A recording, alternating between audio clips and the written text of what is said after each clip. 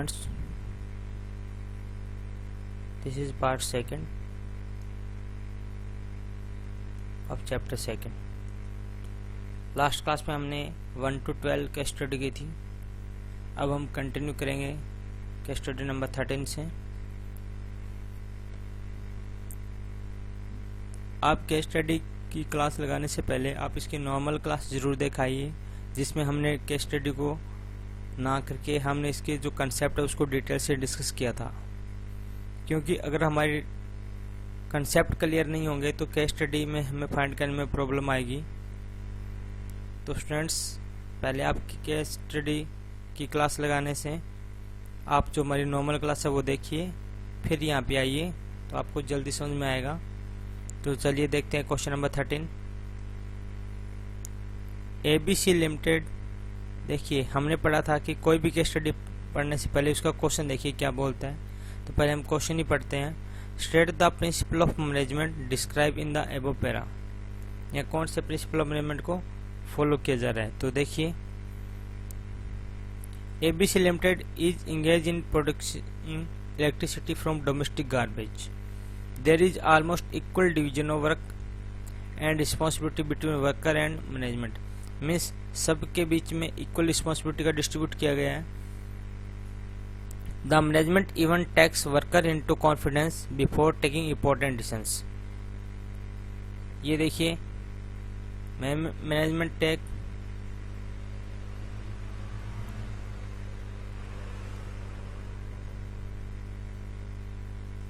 Worker into confidence. एक मैं आपको यहाँ लिख रहा हूँ, आपको यहाँ पे साइंटिफिक प्रिंसिपल के बारे में लिखना है. Scientific principle.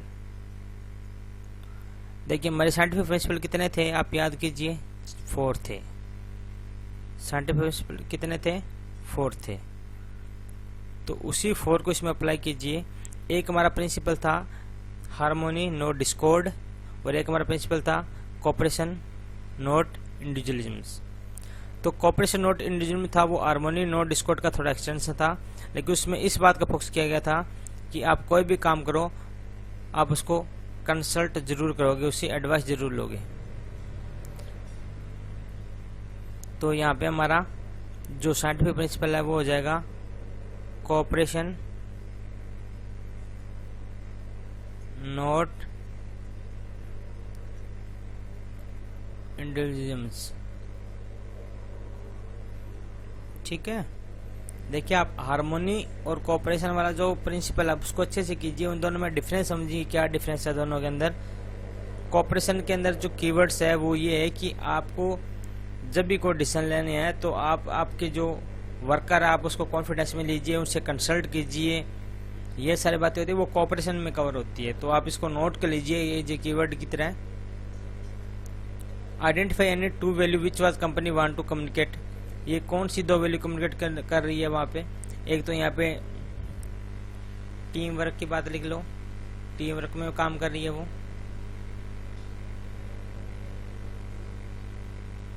एक employee concern,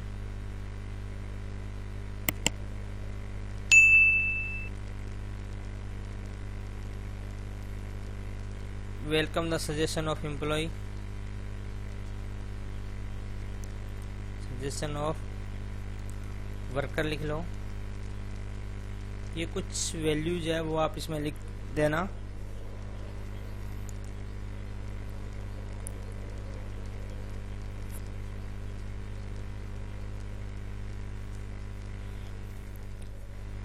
next question number 14. State the principle of management describe in above para. आपको प्रिंसिपल डिस्क्राइब करना है और 2 वैल्यू आपको बतानी है. Voltech India limited is manufacturing LED bulbs to save electricity and running under heavy losses. देखो, electricity बचाने के लिए वो LED बल्ब बना रही है. एक तो ये वैल्यू आ गई है. To revive from the loss the management thought of shifting the unit to a backward area. Backward area से मैन्युफैक्चरिंग यूनिट शिफ्ट कर दी, तो ये भी क्या है कि वैल्यू है. Where labor is available at a low cost, the management also asks the worker to work overtime without any additional payment and promise to increase to wages to the worker after achieving its mission. उसने कहा कि हम आपको over time नहीं देंगे, लेकिन हम आपका वेजेस इंक्रीज कर देंगे अगर हम अपने मिशन को अचीव कर लेंगे तो ये जो बातें होती है अवार्ड से रिगार्डिंग, हमने लास्ट पार्ट में भी पढ़ा था। अवार्ड की रिगार्डिंग जो भी केस स्टडी होती है वो सारी किस में आती है, हमारा कौन सा प्रिंसिपल होता है, डिसिप्लिन। हमारा डिसिप्लिन प्रिंसिपल के अंदर ये कवर हो जाएगी। With in A short period the company started earning profit because both the management and worker honour there commitment का ऑनर करना, ये सारी बातें किस में आ रही है, हमारी डिसिप्लिन में कवर होती है। तो स्टूडेंट्स आप इसको देख लीजिएगा, ये कीवर्ड्स हैं। कोई अपने कमिटमेंट को ऑनर कर रही है, उसको कमिटमेंट को फॉलो कर रही है, कोई एम्प्लॉय को अवार्ड दे रही है, तो ये सारा हमारा डिसिप्लिन प्रिंसिपल होता है। हमने लास्ट क्लास में भी ऐसी केस स्टडी की थी, तो आप इसको याद कर लीजिए। तो ये हमारा क्वेश्चन कंप्लीट हो चुका है। उसने पूछा प्रिंसिपल्स, तो प्रिंसिपल ये हमारा हो चुका है डिसिप्लिन का। और वैल्यू उसने पूछे, तो वैल्यू यहाँ पे एक तो इलेक्ट्रिसिटी सेव के रिगार्डिंग है, और एक बैकवर्ड एरिया में वो अपना मैन्युफैक्चरिंग यूनिट स्टैब्लिश करा तो सोसाइटी के रिगार्डिंग है, ठीक है ना। सोशल ऑब्जेक्टिव समझ लो।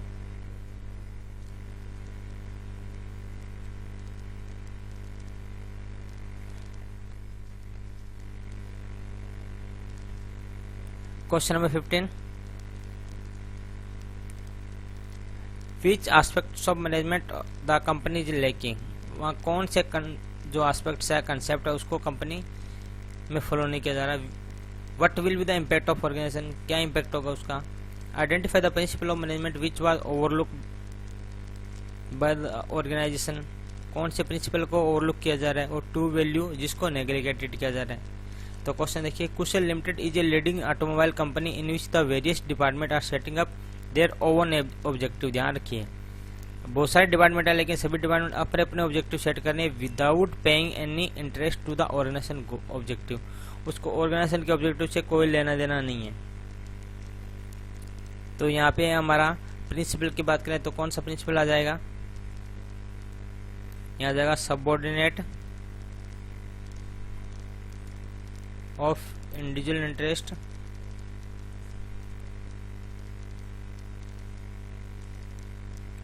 To general interest. या जनरल इंटरेस्ट की जगह किसको प्रेफर किया जा रहा है, इंडिविजुअल इंटरेस्ट को प्रेफर किया जा रहा है। हमने एक एमडी फ्यूल का क्वेश्चन पढ़ा था जिसमें इसी तरह का सबऑर्डिनेशन के बारे में बात की थी कि आपको सामने बहुत सारी अपॉर्चुनिटी आएगी, आप उस अपॉर्चुनिटी को अपने पर्सनल यूज के लिए नहीं करना, आपको बिजनेस के लिए जनरल पर्पस देखना है। तो उसी केस स्टडी की तरह ये केस स्टडी है कि उन्होंने अपने अपने ऑब्जेक्टिव सेट कर रखे हैं, लेकिन उन्होंने जनरल जो ऑब्जेक्टिव हमारे ऑर्गेनाइजेशन के उसको कोई अटेंशन नहीं दिया। तो प्रिंसिपल तो हमारा ये हो गया क्वेश्चन नंबर 2 का। ये एस्पेक्ट पूछा तो एस्पेक्ट हो जाएगा हमारा कोऑर्डिनेशन। कोऑर्डिनेशन ये उनके बीच में।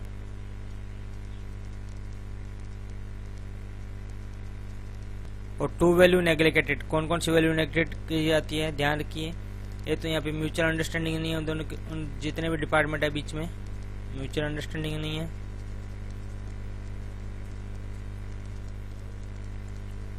टीम वर्क की तरह काम नहीं कर रहे वो।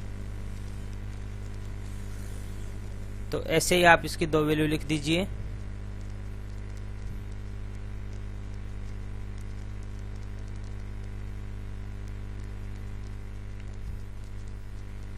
Question 16, state the principle of management describe इन एबो पैरा। आपको प्रिंसिपल ऑफ मैनेजमेंट देखना है कि कौन सा फॉलो किया जा रहा है, और टू वैल्यू आपको आइडेंटिफाई करनी है जिसको कंपनी कम्युनिकेट करना चाहती है सोसाइटी के रिगार्डिंग।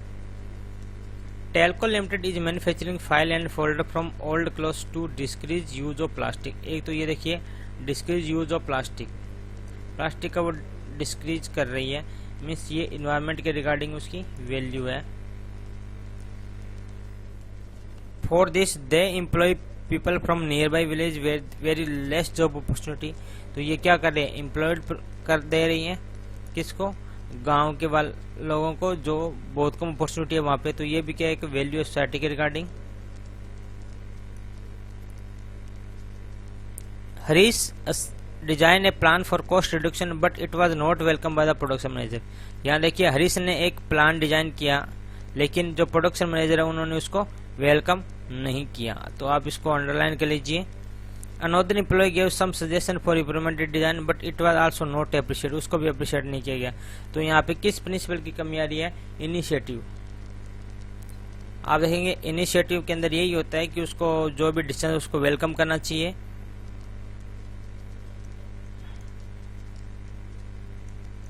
इनिशिएटिव ये तो हो गया हमारा हेनरी फ्यूल का इनिशिएटिव। अगर हम FWTL की बात करें तो वहां पे क्या हो रहा है? कोऑपरेशन वाला, नॉट इंडिविजुअल्स।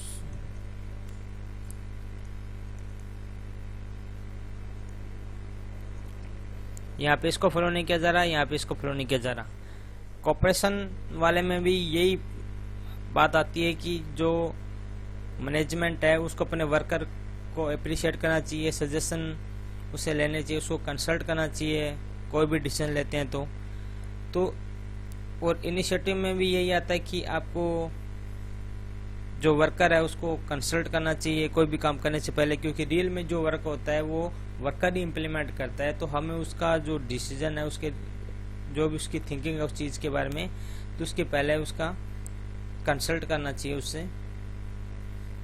तो initiative and cooperation not individualism, ये दोनों हमारे प्रिंसिपल इसमें फॉलो नहीं किए जा रहे हैं, तो आप इसको लिख दीजिए।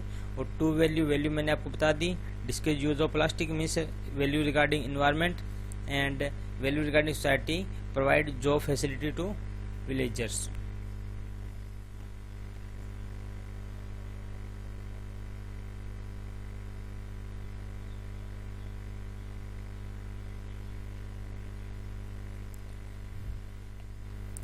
क्वेश्चन 70 क्वेश्चन पढ़िए। Which principle of scientific management is overlook, कौन से साइंटिफिक प्रिंसिपल को फॉलो किया जा रहा है? तो साइंटिफिक प्रिंसिपल कितने होते हैं? 4 माइंड में फिट कर लीजिए कौन कौन से होते हैं। स्टेट एनी 2 वैल्यू ओवरलुक, कौन सी 2 वैल्यू को ओवरलुक किया जा रहा है? तो चलिए देखते हैं question. Khandelwal limited a tyre manufacturing concern has been established for more than 10 years, having made good profit in the past. Company wanted to expand further and hence did not declare bonus for the previous year. उसने bonus declare नहीं किया। The worker got agitated and trade union declared strike. वहाँ पे strike हो गई और bonus की demand करने लगे। The management decided not to give into that demand. Management ने उसकी डिमांड को देने का कोई डिसाइड नहीं किया। तो क्या वहाँ पे बिजनेस स्मूथली चल पाएगा? नहीं चल पाएगा वहाँ पे। तो यहाँ पे स्टेबिलिटी का प्रॉब्लम है, ये तो स्टेबिलिटी का प्रॉब्लम है। ठीक है, तो ये हमारा क्या हो जाएगा? वैल्यू आ जाएगी जिसको इग्नोर किया जा रहा है। साइंटिफिक मैनेजमेंट के प्रिंसिपल की बात कर रहा है, तो यहाँ पे किसकी बात होगी?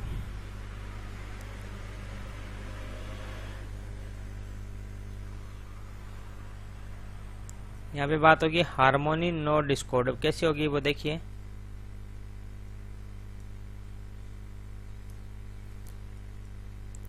देखिए हमने 2 प्रिंसिपल पढ़े थे साइंटिफिक मैनेजमेंट के जो मिलते जुलते हैं, हार्मोनी नॉट डिस्कॉर्ड और कोऑपरेशन नॉट इंडिविजुअलिज्म। कोऑपरेशन के अंदर ये बात लिखी थी कि जब भी आपको डिसीजन ले तो उसको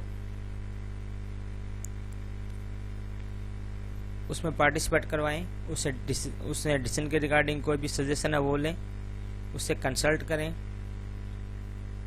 तो ये बात थी हमारी कोऑपरेशन में। अब हार्मोनी नो डिस्कॉर्ड, हार्मोनी में यह था कि देयर आर जनरली 2 ग्रुप्स, एक एम्प्लॉयर ग्रुप होता है और एक एम्प्लॉय ग्रुप होता है, और वो आपस में क्या करते हैं? लड़ते रहते हैं। तो हमें दोनों में क्या करना है? एक बीच का एक मैटर निकाल के कैसे कैसे करके उस सिस्टम को, उस डिस्प्यूट को सोल्व करना है। ये हमने पढ़ा था हार्मोनी में।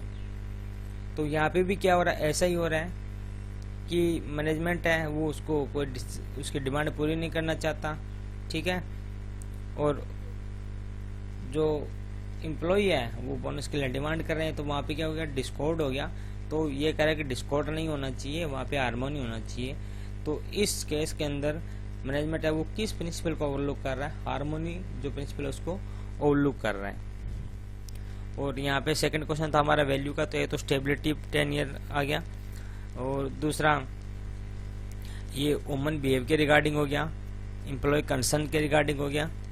ठीक है, तो आप इसके बारे में लिख दीजिए कि उसको टाइम पे बोनस नहीं दिया जा रहा, काम एक्सटेंड कर दिया गया, तो कंसर्न ऑफ एम्प्लॉय यहाँ पे वैल्यू इग्नोर किया जाता है। Question number 18, identify and explain the various principle of scientific management that Hrithik plan to apply in business. आपको साइंटिफिक प्रिंसिपल बोलने हैं।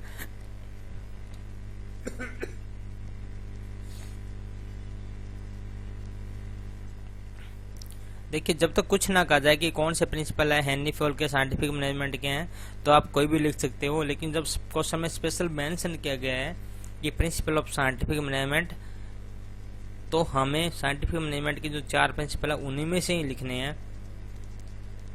और list of any 2 value that he want to communicate to the society of an eco friendly packing material, 2 value हमें लिखना है। तो question पढ़िए, Hrithik is desires of setting up a small factory to manufacture different kind of eco-friendly packing।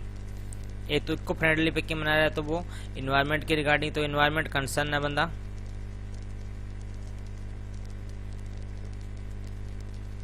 Environment concern है, ये भी आप इसकी वैल्यू लिख सकते हो। हर propose to adopt a logical approach, याद कर लिया लॉजिकल अप्रोच। लॉजिकल अप्रोच हमारा एक कीवर्ड्स था साइंटिफिक प्रिंसिपल का। To his business rather than hit and trial method, hit and trial method आप यूज ना करके आपको लॉजिक अप्रोच यूज करनी होती है। कौन सा मेथड दिख रहा है आपको? Science, not rule of thumb.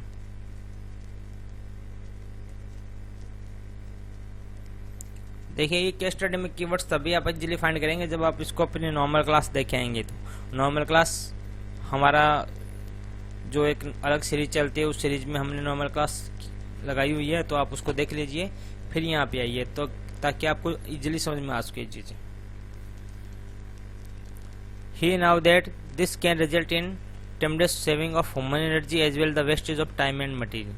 He plan to adopt paternalistic style of management in practice in order to avoid any kind of class conflict. Class conflict, यहाँ कन्फ्लिक्ट की बात हो रही है, कोई भी कन्फ्लिक्ट ना हो। कन्फ्लिक्ट मीन्स वहाँ पे कोई भी डिस्कॉर्डर ना हो। याद करिए इस चीज़ को, अभी हम पढ़ के आइए लास्ट के स्टडी में। क्लास कंसेप्ट मीन्स वहाँ पे कोई भी डिस्कॉर्ड ना हो। मीन्स यहाँ पे कौन सा हो रहा है? Harmony not discord. तो इस हिसाब से पढ़िए। Moreover he plan to seek the opinion of his workers before taking any important decisions. वो वर्कर का ओपिनियन लेता है कोई भी अगर डिसीजन लेता है तो ये भी हमने पढ़ा था। ये कौन सा हो जाएगा हमारा? कोऑपरेशन। ये कोऑपरेशन वाला प्रिंसिपल आ जाएगा। तो ये हमारे साइंटिफिक प्रिंसिपल है जो इसमें फॉलो किए जा रहे हैं। वेरी वेरी इंपॉर्टेंट क्वेश्चन है, ये बहुत बार एग्जाम में आए हुए हैं, तो आप इसको देख लीजिएगा। और 2 वैल्यू, एक वैल्यू हमारी इन्वायरमेंट के रिगार्डिंग आ गई और एक वैल्यू हमारी एम्प्लॉय के कंसर्न के रिगार्डिंग आ गई।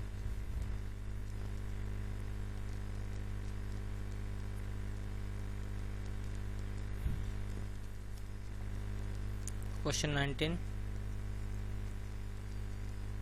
Identify and explain the various technique. यहाँ पे टेक्निक की बात आ रही है। और वर्क स्टडी, वर्क स्टडी में हमने बहुत सारी टेक्निक पढ़ी थी, ठीक है। कितनी हमने टेक्निक पढ़ी थी कमेंट में जरूर डालिए। देखिए, फैटिक स्टडी पढ़ी थी, मेथड स्टडी पढ़ी थी, टाइम स्टडी पढ़ी थी, मोशन स्टडी पढ़ी थी, ठीक है। तो ये हमारी जो 4 स्टडी थी वो वर्क स्टडी के अंदर कवर होती है। 4 स्टडी थी ये। तो इसमें आपको बताना कि कौन सा है। और 2 वैल्यू आपको बतानी है जो गोरिका सोसाइटी को कम्युनिकेट करना चाहती है। तो Gorika has been appointed as a chief organiser of a week long culture event being a stage floor of scientific management. She decided to execute her work by putting into practice the various techniques of scientific management. On the basis of several observations, she is able to determine that the standard time taken by the security officer at the gate to check the coordinates of each visitor is 30 seconds. जो standard time कितना है checking करने का वो है 30 second. So she decide to employ 2 person on his this job for every function along with the other necessary support staff. उसने 2 बंदे लगा दिए, साथ में सपोर्ट स्टाफ भी लगा दिया। She considered that the fact that every day the function will take place in 3 shift of 4 hour each. Therefore, it is important to give break देखिए ध्यान से देखिए, important to give break to the support staff even a single shift to take her lunch etcetera. देखिए उसकी 4-4 घंटे की उसने shift बना दी, लेकिन फिर भी वो उसको ब्रेक दे रहा है बीच में ताकि वो लंच कर सकें। Moreover an introspection she determine that the best way to distribute refreshment box to the visitor will be on hand it over to them at the exit gate. It would help the save time and eliminate any kind of confusion.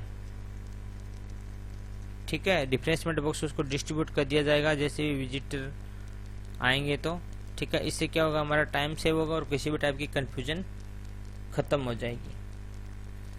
तो एक तो किसमें किसके बचाने की बात हो रही है, यहाँ पे टाइम बचाने की बात हो रही है, यहाँ देखिए टाइम स्टडी हो रही है, और एक वो बीच में ब्रेक देने की बात हो रही है। तो ये ब्रेक वाली बात किस में आ जाएगी, फेट स्टडी में।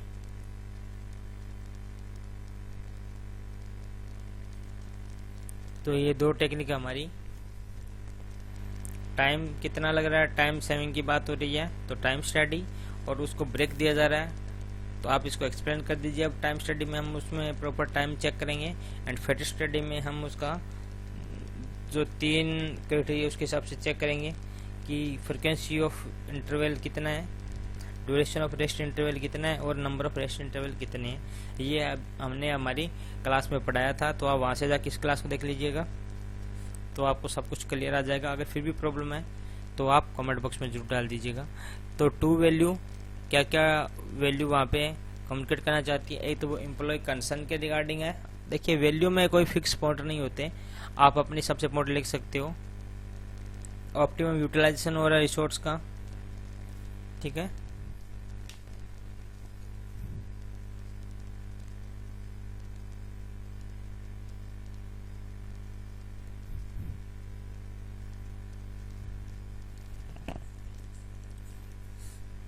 Question 20, identify the technique of scientific management. आपको टेक्निक बतानी है साइंटिफिक मैनेजमेंट की, कौन सी टेक्निक है। तो टेक्निक हमने पढ़ा था, फंक्शनल फॉर्मेशिप पढ़ा था, फिर वर्क स्टडी पढ़ा था, फिर हमने डिफरेंशियल पीस रेट सिस्टम पढ़ा था, एक standardisation and simplification of work पढ़ा था। तो ये जो 3-4 टेक्निक है उसी के हिसाब से हम इसको देखेंगे। Study buddy private limited is company dealing in stationery item in order to establish standard of excellence and quality in materials and in the performance of man and machines the company adheres to benchmark during production। ध्यान रखिए benchmark। Moreover its productive are available in limited variety, limited size and limited dimension, thereby eliminate superfluous diversity of product। तो ये जो फालतू की confusion है वो दूर हो रही है, क्योंकि हमारे पास लिमिटेड वैरायटी है, लिमिटेड साइज है, तो कोई दिक्कत नहीं है। तो आपने एक पढ़ा था हमारी scientific technique differential piece rate system, इसमें कवर हो रहा है क्या, नहीं हो रहा, तो इसमें कैसे आ जाएगा। तो यहाँ पे देखिए, यहाँ पे हमने पढ़ा था बेंचमार्किंग स्टैब्लिश करता है, वैरायटी को कम से कम करता है, तो यहाँ पे कौन सा आ जाएगा, standardisation.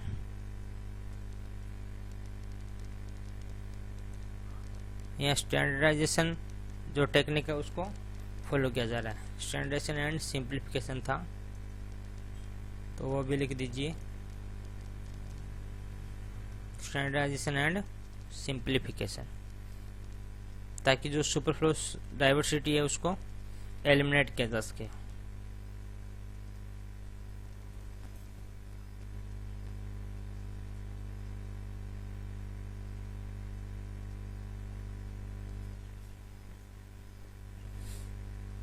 Question 21, identify and explain the principle of measurement that was not follow। Identify the value being ignored। तो पढ़िए question. Tina and Anshu complete their MBA and started working in a multinational company at same level। Both are working hard। Anshu has to habit of backbiting and wrong reporting about the colleagues to the impress the boss। All the employees in the organization know about it। At the time of performance appraisal, Tina's performance was rated better than Anshu। Even then their boss decided to promote Anshu, stating that being a female, Tina will not be able to handle। तो ये study हमने last part में की थी, तो आप वहाँ से कर लीजिएगा। यहाँ पे इक्विटी जो प्रिंसिपल उसको फॉलो नहीं किया जा रहा, और वैल्यू हमने बोला था जेंडर इक्वलिटी की जो वैल्यू उसको इग्नोर किया जाता है, तो हमने लास्ट में डिस्कस किया था। सेमी की स्टडी है, बस नेम चेंज है।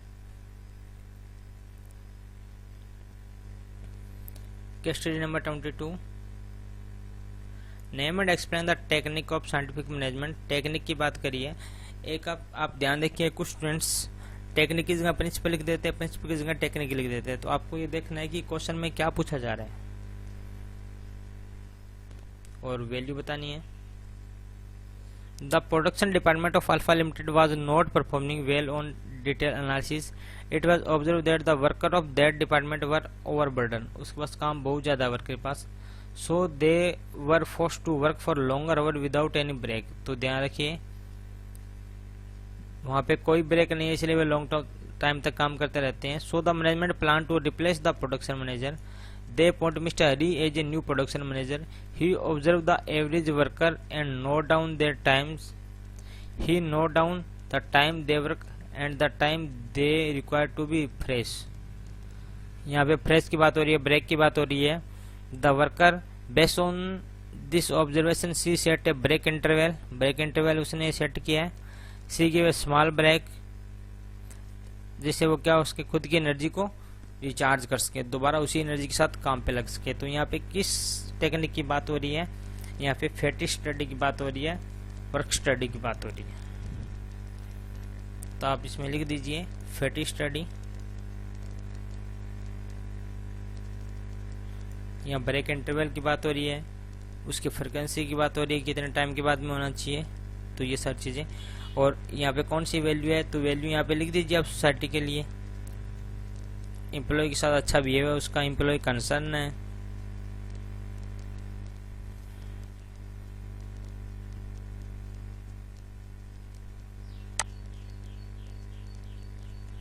Question number 23, state the technique of scientific management use by principle and other technique. आपको दूसरी टेक्निक भी बतानी है। तो पहले इसमें देखिए इस केस स्टडी में कौन सी टेक्निक है।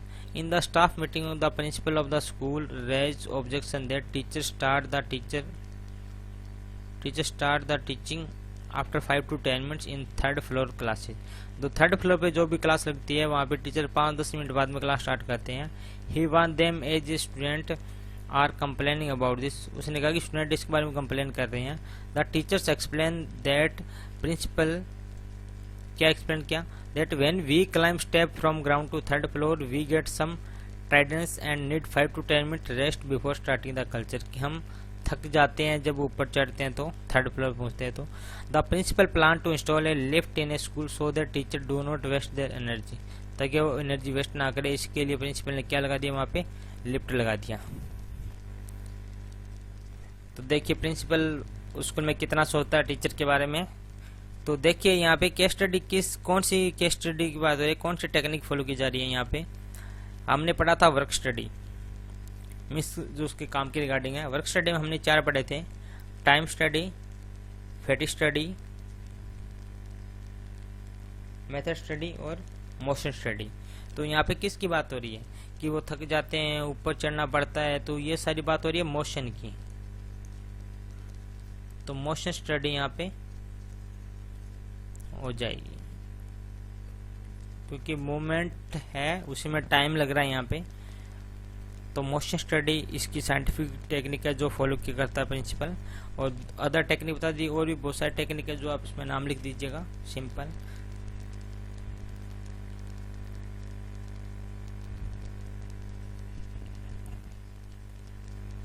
Case study number 24, which technique of scientific management is used by new supervisor.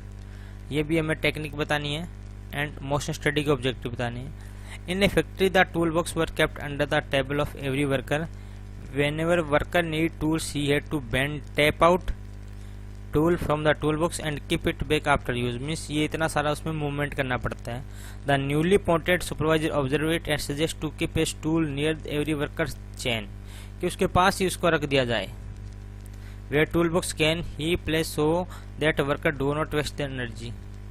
ठीक है, इन बेंडिंग अगेन एंड अगेन, ताकि वो बेंड करने में उसकी अपनी एनर्जी को वेस्ट ना करें। तो यहाँ पे किस चीज को एलिमिनेट किया गया है? यहाँ पे उसकी मूवमेंट को एलिमिनेट किया गया है। तो एलिमिनेट ऑफ मूवमेंट की बात हो रही है यहाँ पे, एलिमिनेट ऑफ मूवमेंट की बात हो रही है। तो यहाँ कौन सी केस स्टडी आएगी? साइंटिफिक टेक्निक आएगी मोशन स्टडी। तो मोस्ट स्टैटिक ऑब्जेक्टिव लिख दीजिए। मैंने लिख दिया एलिमिनेटेड ऑफ मोमेंट, ठीक है ना। इससे हमारा टाइम वेस्टेज नहीं होता और कॉस्ट भी हमारी कम आती है।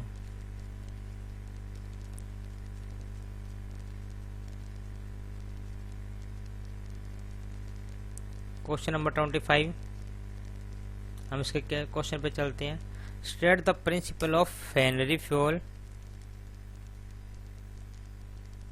Use by the numerator, state the technique of scientific management. हमें दोनों चीज बतानी है, फ्यूल का प्रिंसिपल और साइंटिफिक की टेक्निक। तो देखिए क्वेश्चन,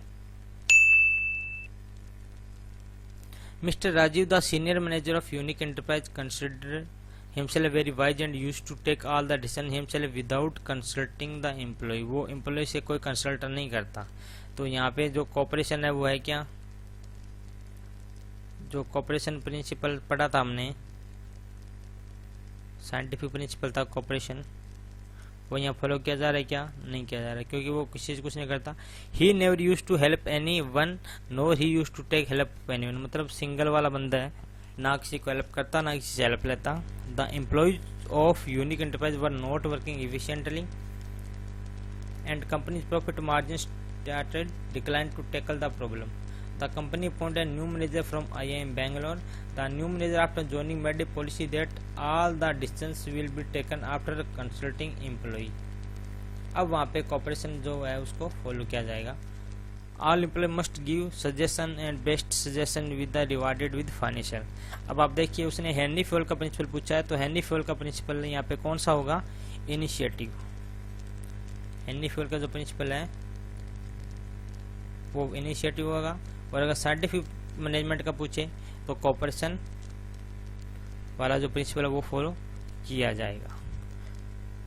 तो आप इसमें दोनों में लिख दीजिए इसमें। तो इस हिसाब से ये हमारा क्वेश्चन कंप्लीट। और इसी के साथ ही हमारी जो सेकंड चैप्टर की जो केस स्टडी है वो कंप्लीट।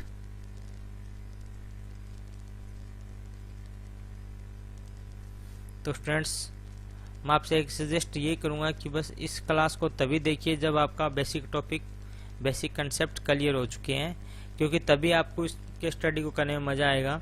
अदरवाइज ये आपको अच्छे से समझ में नहीं आएगी, समझ में आ जाएगी लेकिन अच्छे से समझ में नहीं आएगी जितना हम उम्मीद करते हैं। तो ओके स्टूडेंट, आई होप कि ये सारी केस स्टडी आपको समझ में आई होगी। आपको चैप्टर सेकंड आपका क्लियर हो चुका है, normal class with case study, ठीक है। ओके।